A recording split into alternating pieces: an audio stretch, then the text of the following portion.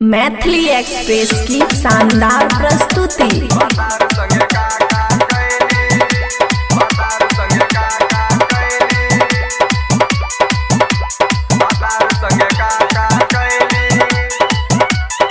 खुशी recording studio बलुआहा। नहिरा से जब ससुरा गईली, नहिरा से जब ससुरा गईली, सुहागरात के बात न बतावले, बतार संगे काका कैली, बतार संगे काका कैली।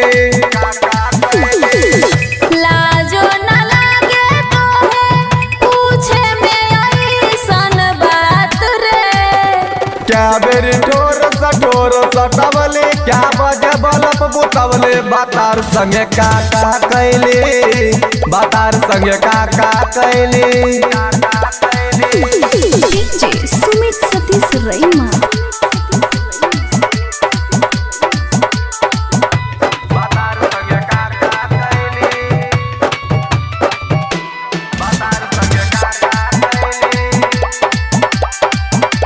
खुशी रिकॉर्डिंग स्टूडियो बलुआहा।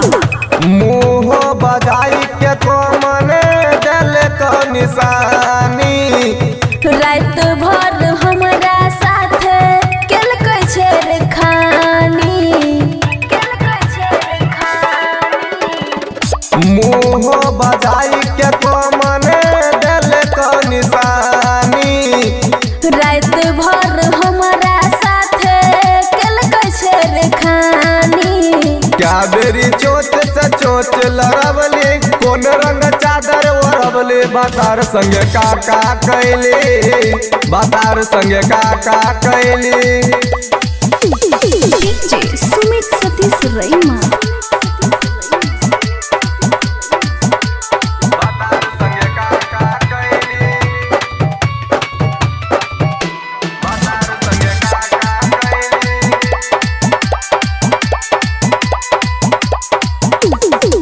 दस दिन में झर गेलो मुँह बात के पानी, सैया के नामे अपन केलियै जवानी।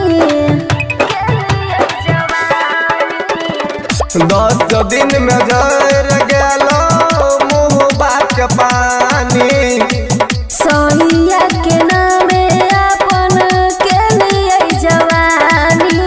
कहाँ से शुरुआत तू कैली, कहाँ पर खत्म कैली, बतार संगे काका कैली, बतार संगे काका कैली। खुशी रिकॉर्डिंग स्टूडियो बलुआहा।